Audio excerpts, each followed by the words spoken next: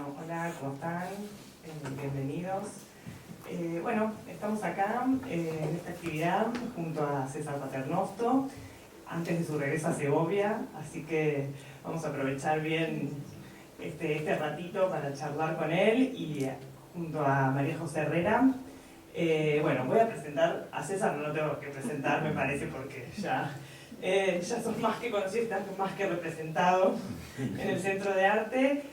Bueno, esta conversación, esta charla, por supuesto es en el marco de la exposición La Imaginación Geométrica, y queremos agradecer también, bueno, a todos ustedes por estar acá, y a María José Herrera, gran investigadora de la historia del arte argentino y también de la obra de César por acompañarnos. Así que muchas gracias, María José. María José es licenciada en Artes por la UBA, investigadora, curadora y ensayista, jefa de investigación y curaduría del Museo Nacional de Bellas Artes entre 1999 y 2012, directora artística del Museo Nacional de Bellas Artes en 2008, fue presidente de la Asociación Argentina de Críticos de Arte entre 2007 y 2016 y titular de la Cátedra de Curaduría de la UNTREF entre 2010 y 2024. También fue directora artística del MACBA en 2012 y directora general del Museo de Arte del Tigre entre 2014 y 2018. Investigadora del Centro Materia Arte y Cultura de la UNTREF entre 2019 y 2024 y autora de 100 años de arte argentino, libro publicado por la editorial Biblos en 2014. Bueno, brevemente, porque tiene también una extensa trayectoria. Así que bueno, vamos a comenzar. No sé si que pasemos una imagen. Pasemos una imagen.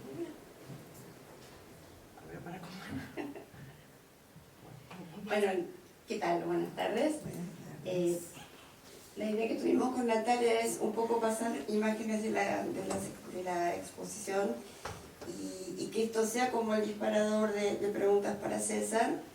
Y una de las preguntas de rigor es esta cuestión de la visión oblicua, ¿no? Esa invención de 1969 que desde mi perspectiva, leyendo lo que él escribió en ese momento y lo que hizo posteriormente, digo, todos los artistas pueden tener una invención, pueden tener una ocurrencia, pueden tener algo que ocurre una vez y después nunca más.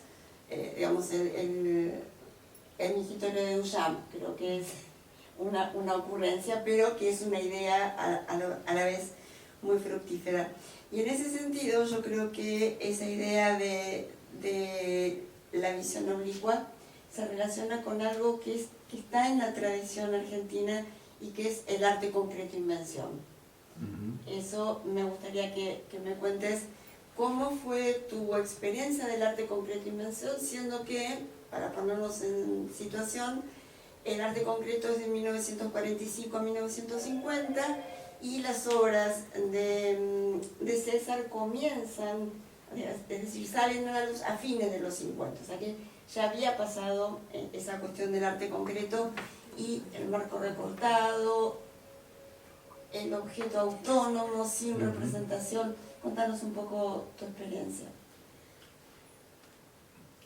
Bueno, con el arte concreto invención, la verdad sea dicha, era como podríamos decir, era el arte al cual tanto Alejandro Puente como yo nos oponíamos, contestábamos, estábamos proponiendo otra lectura del arte abstracto geométrico. Y eso originó que Aldo Pellegrini acuñara lo de geometría sensible. Yo retomo todas las experiencias de arte concreto invención y Madrid en Nueva York, cuando yo me hice consciente y he escrito sobre eso. Para mí era la vanguardia en las Américas, porque en ese momento Rothko estaba en pañales, pictóricamente la obra de Rothko estaba, y tendría que ser un poco más...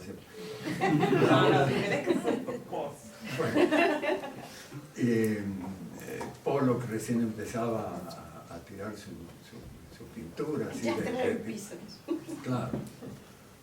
Entonces, lo que ocurre es que viene el modelo de Europa de abstracción geométrica y que todos estos muchachos que eran jóvenes y que Gyula Kosic una vez me dijo que Grete Stern les traducía del alemán, de los textos del Bauhaus. Y ellos se lanzaron a proponer, a modificar el modelo que daba, que no es nada frecuente en Latinoamérica. Es decir, muchas veces se importa el canon, ¿viste? Se mejora, ¿me entiendes? Así que lo que yo estoy viendo es un papel que yo tenía, estaba en el departamento allá con mis 2 hijas menores durmiendo la siesta, y yo tuve esa iluminación en ese momento de Nueva York, que había un desafío, ¿viste? La idea de pintar en los costados del bastidor. Entonces empecé a revisarla un poco mentalmente, la historia. Me acuerdo que Noé había pintado del lado de atrás y rompiendo la tela y todo, que Lichtenstein había pintado, no sé si te acuerdas, una obra vista desde atrás, la tela, la cruceta, y bueno, parece que era el único. Y eso fue, entonces, este papel que había en casa y los crayones de mi hija mayor de la escuela, hice la idea y corté así como si se viera el costado, claro. la perspectiva. Y está en la vitrina. Claro, está en la vitrina. Que nos trajiste la última, ¿no? Que te quedaba, hiciste varias. Exactamente, sí, hice varias que se vendieron, ¿no? Un coleccionista en París la compró. Así que, no sé qué más decirte. Es decir, que yo sentía como que con este salto así desafiante de pintar, es decir, de invitar al espectador que recorra todo el objeto, ¿me entiendes? Porque el frente estaba vacío. Y yo vi que es tan grande el hábito de ver la pintura, así que yo, por ejemplo, venía gente al estudio, tenía la obra y se quedaban ahí, claro, como desconcertados. Entonces se movían un poco, y entonces empezaban a ver y yo decía, del otro lado también. Y sí, yo, en ese sentido yo sentía ya en Nueva York, después de tanto tiempo, como que me entroncaba con esa tradición geométrica, vanguardista, experimental de aquel grupo de los años 40. ¿No? Y eso definitivamente es algo que no muchos países latinoamericanos pueden decir. O sea, esta cuestión de generar un movimiento que si bien viene de la tradición del constructivismo europeo, genera un intersticio en esa tradición, Claro. rompiendo y agregando cosas. Por eso, por un lado, está esta cuestión de la visión oblicua y esto que vos decís, de que para poder ver la obra hay que poder ver los costados, el frente y el otro costado. Eso ya arma lo que sería una visión más que visual, o sea, romper con el visibilismo para pasar a una visión mental. Y ahí entonces es donde entroncás con el conceptualismo. Exacto, o sea, de alguna manera sí. esta Había geometría... Una crítica colombiana que decía que yo hacía una abstracción conceptual, la única que dijo. Pero sí, sí, porque, es cierto, sí. Porque ahí está suponiendo que para vos tener la idea del todo, tenías que hacer la sumatoria de lo que habías visto. Y esto entonces implica, y que también es algo que quiso toda la vanguardia, la inclusión del tiempo. No es solamente el espacio, sino la inclusión del tiempo. Sí, yo lo llamaba también una visión dinámica, Claro. es decir, de movimiento, de aprender. Es pariente cercano de la escultura, pero Claro. Lo que pasa es que la escultura es en redondo, te invita, y acá yo ponía la pared como límite, es decir, llevar la pintura al límite. Y creo que también en ese sentido sos el pionero para nosotros del monocromo, o sea, de esta visión de un objeto que es de un solo color y que es el grado cero de la abstracción. O sea, ¿qué sería para vos ese vacío, entre comillas, de la ausencia de imagen? El vacío, en aquel momento, y creo que tiene más vigencia ahora, era como el silencio visual. ¿Te das cuenta? Para apartarse del ruido de la sociedad de consumo, el ruido visual de la sociedad de consumo. ¿Entiendes? Y ese vacío, yo me acuerdo que cuando se me hizo la muestra esa en lo que era el Center for Inter-American Relations allá en Nueva York, vino Martín Crosa, hizo un texto para el catálogo. Y él se negaba a admitir el vacío. Él decía que era un blanco como los blancos de Mondrian, que son sólidos y que están diciendo que están enlazando los dos costados. Me dejó mudo. Claro, porque era una visión que no se me había antojado. Para mí era un silencio. No mudez, como dice Carlos Puntino, silencio.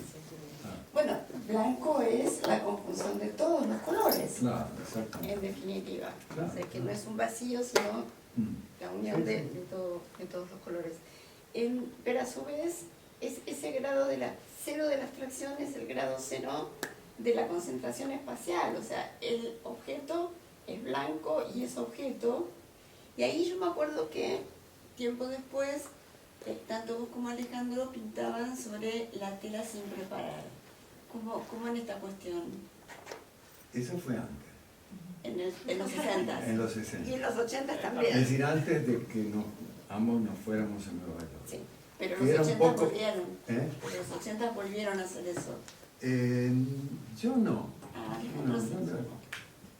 Sí, bueno, pero preparaba levemente la tela, ¿no? Fue cuando empecé a usar pigmentos secos y hacía la mezcla con el medium de acrílico. No, ¿qué iba a decir? El tema de preparar o no la tela. Claro, lo que pasa es que para mí lo que fue un descubrimiento es estudiar la pintura antigua de los Andes. Claro. ¿Te das cuenta? Entonces ahí que una vez uno de los antropólogos pedía perdón porque ellos hablaban de telas decoradas con figuras, ¿te das cuenta? Claro. Y lo que los desorientaba era que las telas estaban sin preparar, como la tradición occidental, ¿no? Y estos inventaban esas pinturas que nadie sabe cómo el proceso, que pintaban, digamos, el color tenía intensidad y parejo y todo, y no traspasaba al otro lado de la tela, una cosa increíble.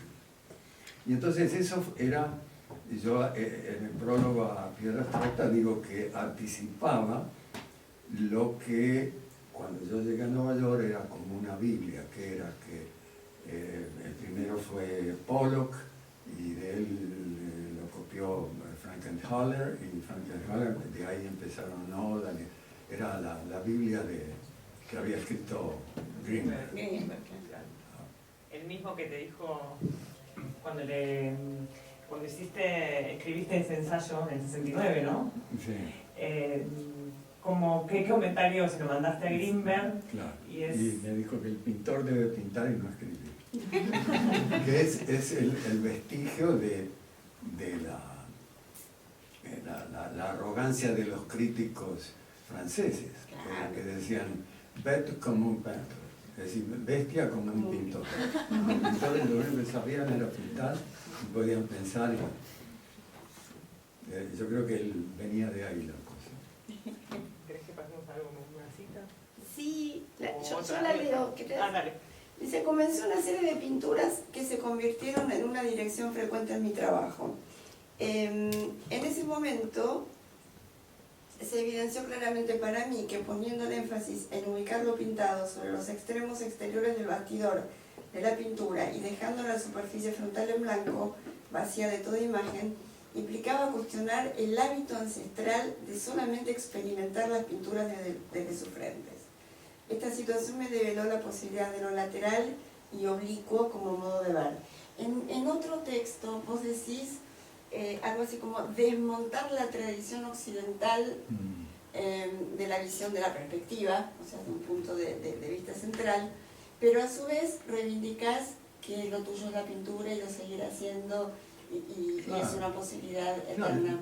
yo lo que, ¿cómo te podría decir? Lo que enfoqué y creí revolucionar, entre comillas, fue la pintura de Caballete. Claro. ¿Me entiendes? Es decir, que es el artefacto central del arte de Occidente, prácticamente. Que eso lo decía Grinberg y después yo lo entendí mejor cuando llegué a eso, ¿te das cuenta? Entonces yo lo que hacía era la vieja pintura de Caballete, óleo sobre la tela, la escena, la Virgen con el niño, todo eso, era borrar todo eso y llevar la lectura de las notaciones pictóricas. Pero, ¿qué ocurrió? Que por 2, 3 años yo creía que era el único, y cuando veo en el Guggenheim, en el año 71, el centenario de Mondrian, ahí descubrí que Mondrian ya estaba ahí proponiendo la objetualidad de la pintura. Le daba vuelta al Caballete, eran unos bastidores así finitos, ¿te das cuenta? Pero ya la pintura, y que además el gran hasta los boogie boogies, como que vaciaba el centro. Sí. El centro que siempre fue la atracción de la pintura era el centro, el retrato, la Virgen, ¿me entiendes? Incluso un paisaje, siempre había un motivo central. Entonces él vaciaba el centro y llevaba los planos de color a los costados. Entonces yo lo que hice, ahí me di cuenta de lo que había hecho yo, empujarlo y sacarlo del frente e invitar a esa lectura ambulante, por así decirlo. ¿Y qué relación tiene, o sea, además de esto que estás comentando, con la arquitectura? Porque yo creo que tiene una relación muy estrecha con la arquitectura, esta cuestión del costado, Sí, no, con la arquitectura en sí, más que nada con el muro, claro, como claro. Integrantes de la... Era como plantear una excrescencia, una protuberancia del muro. Esa es y eso es lo que le gusta a los arquitectos, que son mis mejores coleccionistas. y siempre en pocas muestras decir, lo único que se vende es algún arquitecto compra. Así que yo creo que es eso, ¿no? Pero sí, llevar ese contacto con el muro. Por eso es tan importante para mí la lectura de los intersticios, por ejemplo, como en esta, que siempre tuvo más aceptación porque hay más que un solo plano cuadrado blanco. ¿Me entiendes? Eso me llevó años de los años que se aceptaba. Yo también pensaba que a partir de tu experiencia con la arquitectura andina, ¿no? La arquitectura andina también es un ejemplo de este tipo de diferentes niveles y creo esto está en piedra abstracta, pero me lo contaste vos, a mí me emocionó mucho el hecho de que cada una de esas piedras tiene el concepto de escultura en sí mismo. Contanos cómo es eso. Claro, es lo que yo... no es eso precisamente, son los muros, ¿te das cuenta? Yo hablaba de muros escultóricos, claro. ¿Me entiendes? Donde cada bloque es una... Como por ejemplo, como en Cusco. Como en Cusco, como claro. Los muros de Cusco, ¿no? A punto tal que alguien, no sé si se habrán leído, no, pero no creo, porque yo lo vi en una de las visitas a Cusco. En alguna plaza hay un muro que no se usó un bloque, perdón, un bloque de mampostería, por así decir, tallado y todo, pero que no cupo, no sirvió, y está ahí como una cultura. Claro, es increíble. Porque de hecho la escultura precolombina no existe sino como objetos de cerámica, utilitarios y demás. Bueno, no, está toda la escultura volver a la escultura de la roca, de las formaciones rocosas. Pero eso lo propusiste vos. Sí, claro. Es una escultura, claro. Fantástico. Es que estaban ahí y, por ejemplo, Kubler hablaba de como tenía la escultura, es el fundador del arte precolombino, prácticamente. George Cukor. Es decir, no está el hombre, ¿cómo se llama? Pero, claro, no había escultura de figuras naturales, ¿no? El hombre claro. o el animal, sino su ejecución, lo que hizo. Claro. Es decir, tallarla.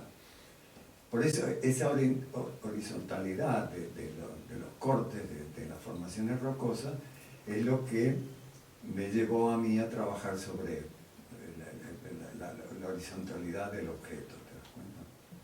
Sí, sí. En piedra abstracta vos la llamás esculto arquitecturas, ¿o no? Claro, eso es lo que decía María José, eso que es sí, una idea eso. tuya, no es una Esa hipótesis. Fue un neologismo que me animé a inventar, esculto arquitectura. Y teniendo en cuenta que... Es decir, perdóname, sí. no, que precisamente es una arquitectura pero que está esculpida, es decir, todos Sí. pasan de largo el hecho que esto es único en la antigüedad del mundo. Claro. Porque, por ejemplo, los escolas chinos, ¿viste? Reconectan esas rocas, ¿viste? Pero siempre tienen una alusión a formas naturales. Pero esto de cortar la piedra y esculpirla así con piedra, ¿no? Estas formas así geométricas, eso es único en la antigüedad. O sea que cada piedra fue cortada para ser puesta abajo, al costado o adelante o atrás de otra. Claro. O sea, como un rompecabezas en un Como un punto. rompecabezas, claro. O si no, hacían en estas formaciones rocosas, que yo creo que lo que hacían era enfatizar una huaca, es decir, el lugar sagrado. ¿Te das cuenta? Que por alguna razón tenía sentido sacro. ¿No? Y que produce claroscuro. ¿no? Claro, Básicamente es un trabajo con la luz. Exacto, claro. Y justo en Continuidad Tectónica, que de 2019, ahí también aparece otra cosa que es el vacío, ¿no? El vacío. Y el vacío era, según los incas, el ucupacha, es decir, un agujero en la tierra que conectaba con los seres subterráneos, qué sé yo, duendes, no sé. Todas esas cosas, viste, es puro conjetura. ¿No? Lamentablemente no quedó. Porque lo desafortunado de Latinoamérica es que fue conquistada en época de la Contrarreforma. Es el apogeo del barroco y del arte figurativo, ¿te das cuenta? Entonces, ninguno de estos curas que hacían relevamientos, a ver qué creencias tienen, nadie se animó a preguntar por qué hacen esto con las rocas, ¿te das cuenta? Porque la Intihuatana en el Machu Picchu también es una roca que está ahí, la cortaron, que entre paréntesis, en un momento yo le mandé una carta a Grimberg, tirándole de la lengua a ver si me quería un tema de estética, qué sé yo. Yo estaba perdido, ¿viste? No tenía, los científicos no podían, ¿te das cuenta? Claro. Y entonces le mando una imagen de la Intihuatana y me contesta, medio cabreado, ya estaba viejo, ¿viste? Le daba al scotch. Y dice, no me haga preguntas que yo no puedo contestar, que yo pero estoy sorprendido, ¿cómo es esa imagen que me manda usted? ¿Cómo es que yo no la conocía? Claro. Alguien que se mete en el arte antiguo, para él es una novedad, y sobre todo gente que lee la abstracción. ¿Entendés? Porque mucha gente pasaba por ahí y claro, y seguían, no había un Puma, ¿te das cuenta? O como en México, que todo el arte mexicano es figurativo. Y pensando que si los pintores son los brutos que tienen que pintar y no escribir ni pensar, ¿cómo te recibió la comunidad de arqueólogos, antropólogos, cuando te vio investigar estas cosas y fotografiar y ver esos libros maravillosos que están arriba, en los cuales tomas notas y sacas conclusiones? Vamos, ¿cuál fue la recepción que tuviste por parte de la comunidad académica?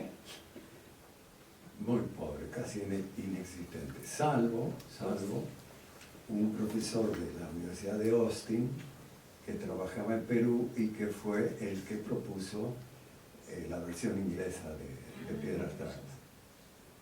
Él sí lo vio.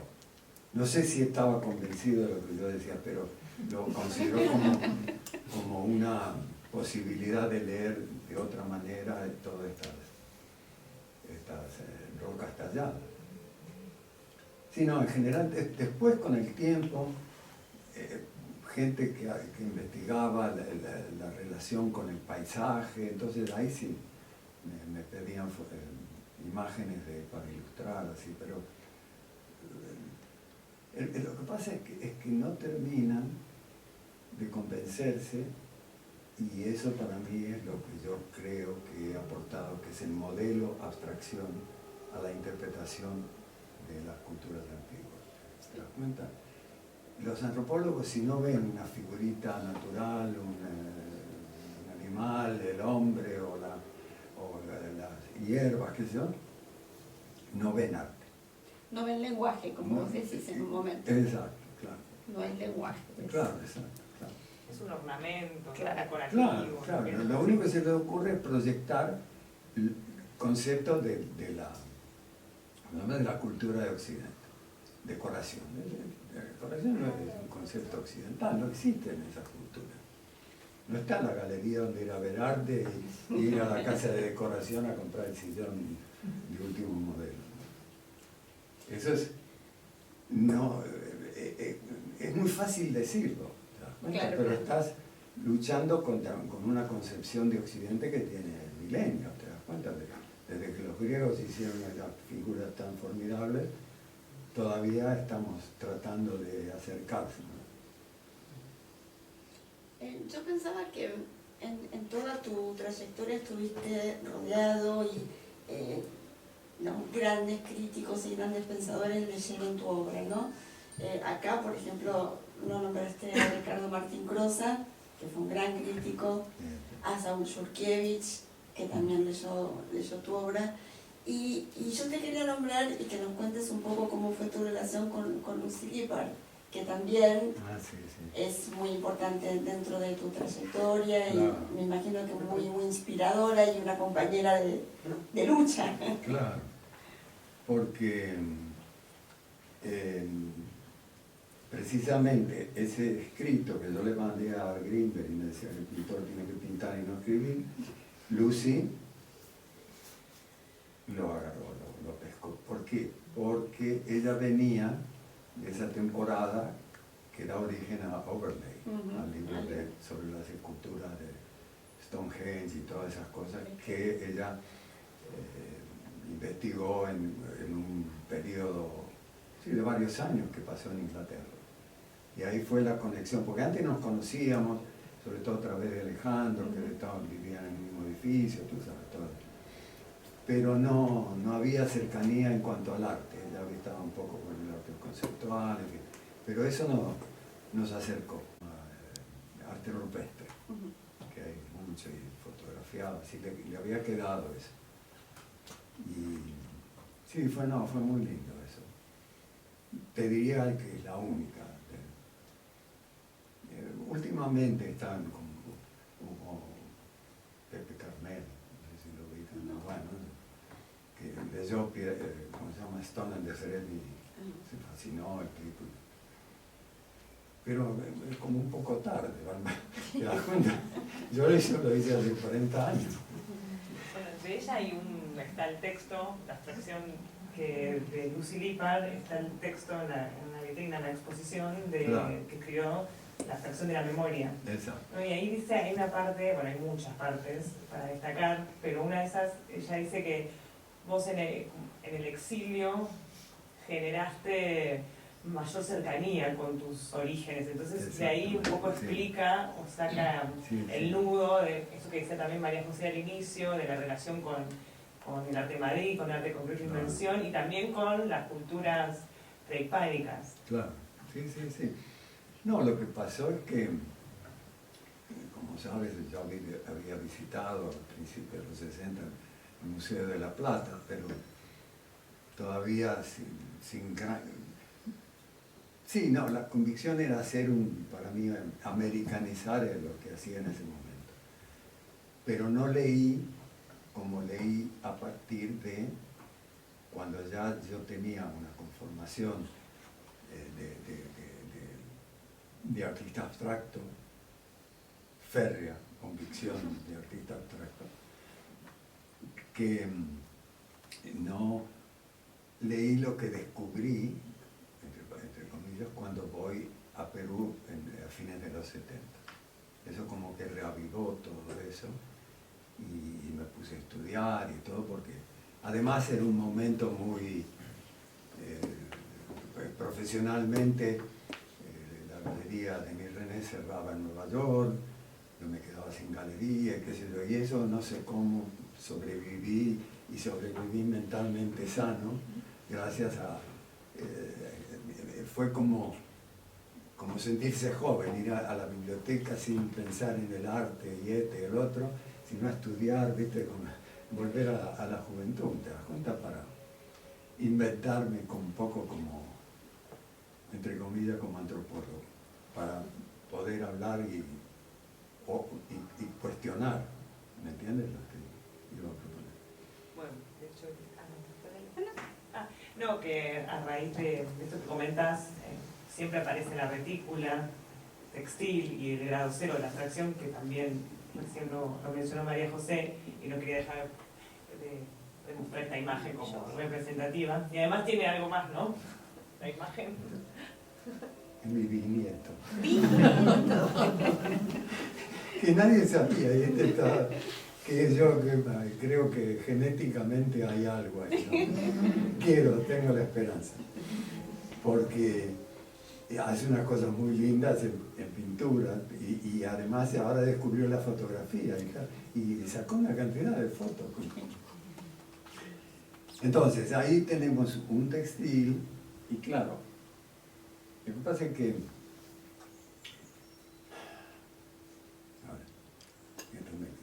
tengo que hacer una pausa, me excito mucho. Bueno. Entonces, yo reentro, por decir, en el arte precolombino a través de las esculturas. Pero, claro, empecé a ver los textiles y como no tenía ninguna referencia, fui dándome cuenta que el textil es el arte central de los Andes. ¿Anterior o simultáneo a la cerámica? 1000 años Anterior. antes a la cerámica. Y la cuadrícula. Empezaron a trenzar en fibras de algodón, probablemente, que es un descubrimiento que hizo Scholar Junius Bird, 3000 años antes de nuestra era, es decir, 5000 años. Y ya él reconstruyó a través de unos fragmentos, había como cientos que descubre ahí en la costa, muy seca, claro, que es ¿cómo se llama? Y se preservó todo muy bien. Entonces, él reconstruía las imágenes, te das cuenta, de un cóndor, pero que yo digo que esa retícula, desde mi lectura, es como análoga a la perspectiva en nuestro en nuestro sistema. Es el sistema Es el espacial. sistema que facilita representar la realidad empírica en nuestra pintura, pero darle la posibilidad de generar las imágenes de estos seres míticos que ellos creían, ¿te das cuenta? Porque ahí no había papel, ¿te das cuenta? En los Andes no se dio como el papiro en los mayas, ¿te das cuenta? Es misterioso, ¿viste? Yo estoy convencido que quizá el origen estaba en el ojo de la mujer, ¿te das cuenta? Que es la que vigila la huerta, te das cuenta, que ve a los pájaros trenzando, ¿me entiendes? Ah, los nidos y todo Los eso. nidos. Yo creo que puede haber ido por ahí. Y otros que dicen que también el hombre ayudaba cuando hacían muros con cañas entretejidos, así. Pero es sintomático, ¿te das cuenta? Y es una técnica mucho más compleja que el barro de la cerámica. La cuestión es después hornearlo y todo eso, pero el textil. Y hasta el día de hoy, Occidente no lo mira como arte. ¿Te das cuenta? En Estados Unidos es fiber art, arte de la fibra. Es como si dijeran de Velázquez, el maestro de la pintura al óleo. El aceite. No es arte, arte de la fibra.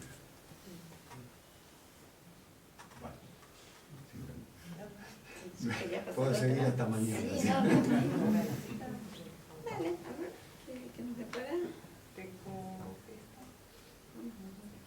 Bueno, esto es genial, porque esto es lo que decía César cuando hacían esa aproximación vernácula al arte minimal, ¿no? En la visión elemental y todo lo que pasó en torno al 67, 68, antes de que te fueras a Nueva York. Y si trabajamos en formas volumétricas o planas, simples, concisas, amplias, rotundas, la pigmentación aplicada a dichas formas, integralmente o por tonos opuestos o semejantes, origina la activación de los planos o volúmenes. Pintar con colores planos y homogéneos significa primordialmente el decisivo abandono de toda tradición ilusionista. Y acá eso es casi sacado del manifiesto concreto. Claro. En eso digo que es la herencia, ¿no?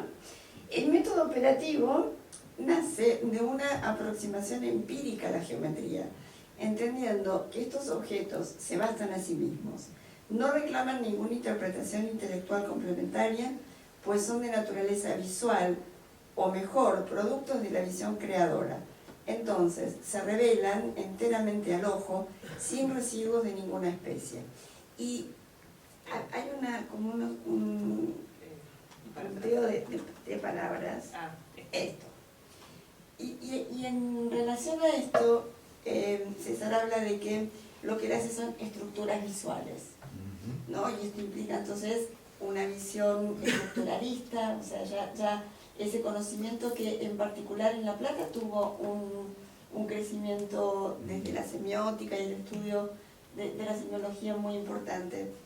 El sistema material, también el análisis de cuáles son los materiales y cómo responden esos materiales, y allí entonces viene lo del grupo sí y los materiales con los que estaban trabajando que eran diferentes, el contexto de esa fenomenología y esa visión periférica de ver del costado y no solamente del frente, es la visión periférica del arte cinético, con el que no estaban de acuerdo, pero sin embargo era el contexto. Sí. Entonces, como viendo ese lenguaje de época, ¿no? Bueno, y lo de la imagen mental, que decíamos que era esta reconstrucción de los bordes y el centro, y el monocromo como ese lugar de máxima condensación de espacio y de luz. Nada, es un comentario de contexto que me parece que da una idea de todas las cosas que César y su generación cambió, digamos, ayudó, colaboró a cambiar. Y bueno, y después lo que estábamos hablando recién del 70 y del sistema del espacio y de la forma de la representación precolombina. yo realmente creo que César es un orgullo para la Argentina, un orgullo para La Plata y un orgullo realmente, porque yo creo que no es cierto que los artistas no puedan ser pensadores, pero no hay tantos. Mari Carmen Ramírez me decía que estaba asombrada de la cantidad de artistas argentinos que escriben, que no es nada común en el resto de Latinoamérica, ni incluso en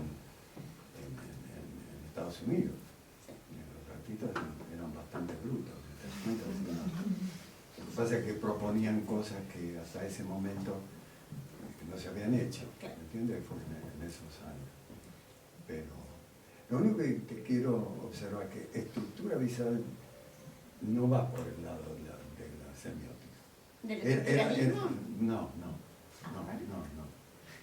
Era nada más que una estructura, por no decir un objeto.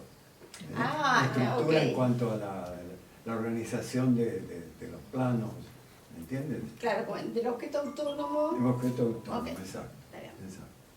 Pero de todas maneras, El contexto. es la época de, claro, es la Claro, época del no, estructuralismo. sí, no, estábamos en eso, sí.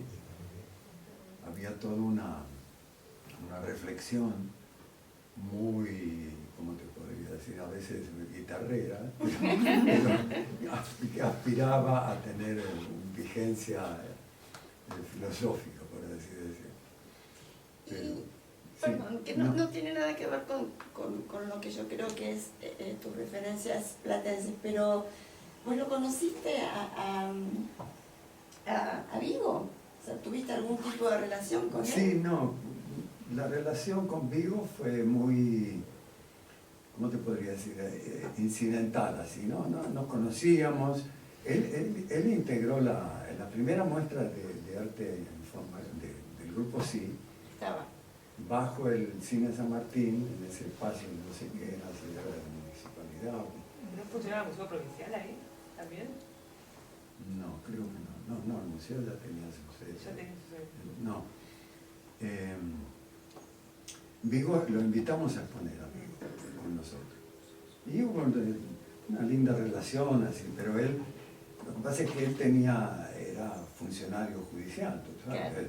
Imagínate que ¿a quién le iba a vender arte por correo, te das cuenta?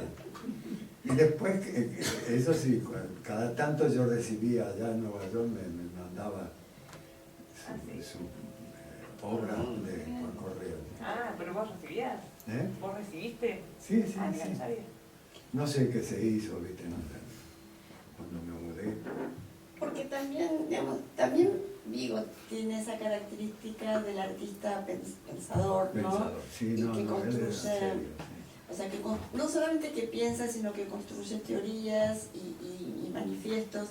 Vamos, es como un ejemplo de esa intención vanguardista de generar la existencia de un nuevo género, la existencia de una nueva práctica y fundamentarla y practicarla. Y yo creo que eso era, bueno, como muy común de la época y no es tan común, como dice Mari Carmen, en el resto de Latinoamérica. Sí. Pero, ¿a qué atribuirías vos esa inclinación argentina al pensamiento? O sea, vos que tenés, digamos, que tenés años de vivir en Estados Unidos, años de vivir en Europa, años de vivir en la Argentina. No sé. No, estoy pensando que yo creo que a lo mejor es la herencia latina, ¿te das cuenta? De ir más allá, porque incluso ya los pintores del Renacimiento escribían, ¿te das cuenta? Piero, Vasari, no sé, ya creo que es eso, más que en Estados Unidos, con la herencia anglosajona, ¿te das cuenta? Y francesa, digamos, de la enciclopedia francesa. Claro, que es claro, una no es forma cierto, de, sí. Sí. Sí, no, yo creo que, no sé, una aspiración a darle un fundamento humanístico a lo que uno hace, ¿te das cuenta? Es decir, que resuene o que tenga resonancia de las ciencias sociales, te das cuenta de la filosofía, no sé. Sí, es cierto. Por ejemplo, yo cuando empecé, lo leía con sumo interés a Lito, por ejemplo. También Lito tenía unos ensayos en la revista Nueva Visión, realmente. Y Maldonado menos. Lito me interesaba más. Bueno, después Gripo, que también está También. como parte, ¿no?, de Sí. este Claro. periodo inicial del grupo Sí. De hecho hay una foto en la que están todos juntos, ¿no?, Sí. visitando en Los Ringuelé. próceres de La Plata. ¿Eh? Sí. También formo parte de ese. Y ese yo, grupo. en eso que vos estás nombrando, me acuerdo que hay una obra, el electroplasto o algo por el estilo se llama, que es una cosa que hace, que es como un corazón que late, que hizo Gripo en ese momento, creo que del 66. Es una cosa rarísima digamos que está adelantando y que tiene que ver con Vigo, obviamente, que tiene que ver con esa imagen de lo científico, del arte y la ciencia, ¿no? Eso es súper interesante. No, pero vos estabas hablando de esa cuestión humanística, ¿no? Y desde esa visión humanística yo creo que se enriquece mucho el análisis que vos haces del arte precolombino. Porque muchas veces en el trabajo de un arqueólogo o el trabajo de un antropólogo necesita más de la comprobación científica, experimental, y un artista pensador, digamos, no un artista guitarrero, sino un artista pensador, puede hacer... Con respeto a los guitarreros. No, por supuesto. Pero puede hacer una asociación más libre o digamos, menos atada a una comprobación científica, pero que sea muy evocadora. Y yo creo que en ese sentido eso pasaba también con Lito, por eso es que Lito te interesaba. Sí, sí. Porque dentro del movimiento del grupo de arte concreto, Maldonado también tenía toda una idea y un pensamiento, pero ellos planteaban que la conciencia era una forma de materia. Y eso es fabuloso, o sea, un movimiento que plantea que la conciencia es materia y que en consecuencia los objetos son la materialización de esa conciencia. Se relaciona profundamente con tu visión de que el cuadro es un ente autónomo, volumétrico y que tiene, bueno, todas las dimensiones que tiene que tener. Sí, sí, sí. ¿Quieres mostrar algo más? No sé, ya podemos hacer alguna más y cerramos. Si Dale. quieren, bueno, puede ser globos mágicos O o, por eso ejemplo, es maravilloso también. no sé qué, como para ir cerrando. No, yo diría que una constante en mi obra a partir de esta época fue aplicar el color en soportes no tradicionales, ¿no? Entonces de ahí fui haciéndome más consciente de la pintura como objeto. Entonces ya esta, obviamente no había marco y estaba todo terminada en sus costados. Y eso fue lo que me hizo dar el salto a la visión oblicua, a la visión dinámica. Pero, perdona, que lo que pasa es que me llevó una vida a darme cuenta que ya eso había ocurrido en las artes precolombinas. Las artes precolombinas ocurren sobre superficies que no son el cuadro rectangular, sino en objetos de uso cotidiano, de uso religioso, ¿me entiendes? Y claro, entonces eso me hizo concientizar que había algo inconsciente, ¿me entiendes? Que me llevaba siempre a buscar esas analogías, no conscientes cuando lo hacía, pero que finalmente con la reflexión en los años... Lo que pasa es que, como yo te digo, es decir, nunca he tenido diálogos, ¿viste? De manejar todas estas ideas, ¿me entiendes? Y cuestionar el sentido de arte que la civilización occidental impone o busca o quiere que todo el mundo asimile, ¿me entiendes? Eso me llevó, tengo la última protesta mía, de la irrupción del otro, que es un libro último que terminé con todas mis protestas y peleas, ¿te das cuenta? Y en el que yo rescato que la abstracción geométrica, sí, sobre todo la abstracción geométrica, existía en las culturas no occidentales desde tiempos inmemoriales. Lo que pasa es que no se daba, es decir, hay que hacer una salvedad. Que si Mondi o Malevich, los constructivistas, no llegan a la abstracción en Occidente, a lo mejor nos hubiéramos pasado la vida interpretando estas cosas como objetos de uso, decorativos, que es lo que los positivistas del siglo XIX se reúnen, los americanistas, y decían que en América no había arte, que eran auxiliares para la ciencia. Que todavía tenemos en el Museo de la Plata, ¿viste? Los textiles en rollos así no se exhiben. No, claro, no son no es arte. objetos científicos. Es decir, no hay conciencia de que esas eran las artes de ese tiempo, ¿entiendes? Y tal vez lo que vos planteas en ese otro, ¿no? Otra Claro, forma. el otro son las culturas no occidentales, ese es el otro. Claro, y es el equivalente a la materia teniendo una participación diferente, teniendo una agencia, es decir, lo que se habla ahora desde el neomaterialismo, o sea que lo que está estático, no se mueve, no habla y no corre, no quiere decir que no tenga una conciencia. Entonces, esas piedras implicaban una conciencia para aquel hombre primitivo, entre comillas, que lo miraba, y de ahí entonces nacía un significado que le ponía. Es decir, es una visión de la antropología en la cual el centro no es solamente el hombre, claro, sino otras materias. Claro.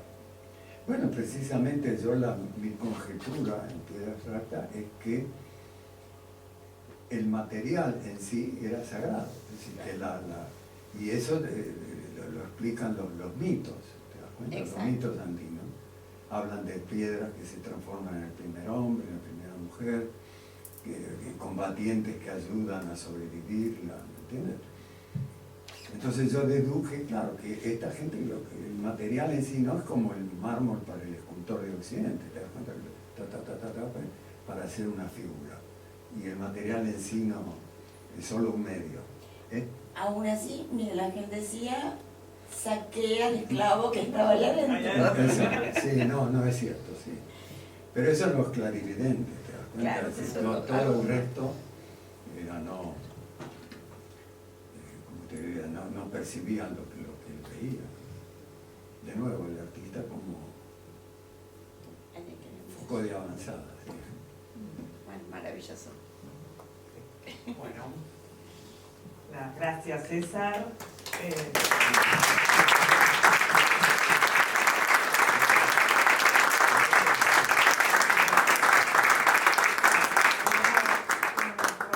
Si alguien quiere hacer una pregunta, ya está Aníbal Esparda. Hola César, Alberto Esbarra te saluda. Sí, ¿qué tal Alberto? Bueno, antes que nada, transmitirte la emoción que significa el regreso a La Plata. Yo creo que es mucho más que una exposición, es ser profeta en tu tierra. Sí. Aunque esto te cueste un poco, aunque sea un poco emotivo, pero sos profeta en nuestra tierra. Y eso me parece que no es común, y creo que yo agradezco mucho a a la universidad y también al Centro de Arte, obviamente. Yo también. Esta vuelta, digamos, ¿no? Y este reconocimiento. Y estoy pensando también, yo era muy chico y estábamos todavía en el Bachillerato de Bellas Artes e íbamos a escuchar las grandes discusiones en el subsuelo del Cine San Martín. Claro. Que era impresionante las peleas que había. O sea, pelearse por la pintura, pelearse por el arte. O sea, estas son cosas que son absolutamente increíbles que hoy no pasan, y a vos te ha pasado un par de cosas, 3 cosas, que fueron un artista plástico ovacionado. No existe eso.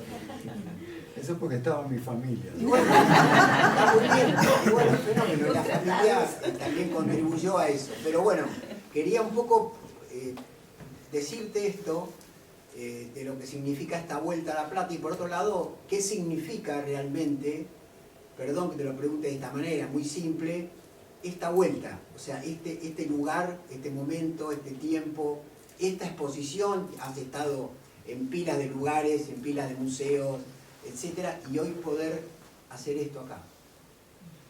Bueno, yo primero te voy a decir que me parece, desconozco después de 60 años, es como si estuviera en una ciudad extranjera, La Plata. Así que me parece que estoy haciendo otra muestra internacional, así visualmente, ¿no? Pero por ahí encuentro las viejas referencias de edificios, en fin. Pero no, es muy difícil, imagínate, decir lo que uno siente íntimamente, pero realmente fue, qué sé yo, por un lado como un círculo virtuoso, volver a los orígenes, rememorar mi paso por la escuela, en la que nunca me escribí, pero lo iba a escuchar a Cartier, y reencontrarme con una cantidad de cosas y sentir la extrañeza de los que ya no están, ¿me entiendes? Pero la verdad es que me ha hecho, yo digo que me colmaron mi capacidad de emocionarme, ¿me entiendes? Todo esto, este reconocimiento, incluso una cosa que es única, que un museo de ciencias naturales admita arte abstracto en su contexto, ¿me entiendes? Eso es único. Yo creo que tendrían que tomar conciencia acá los antropólogos, porque todas las otras muestras que exhiben arte precolombino con arte moderno, como las que yo he hecho, en fin, todo eso es pedirle a los museos material y exhibirlos en contextos de arte, pero que haya una pintura de pórtico mío que se vea a través de la puerta del portal de Tiwanaku, ni en sueño lo imaginaba eso. No, realmente ha sido muy emocionante todo lo que te puedo decir. Gracias. Pero gracias por todos tus conceptos. Bueno, ¿alguien más? Bueno, entonces, si no hay más, bueno, gracias César, gracias también José, y gracias No hay por qué. a todos por estar acá.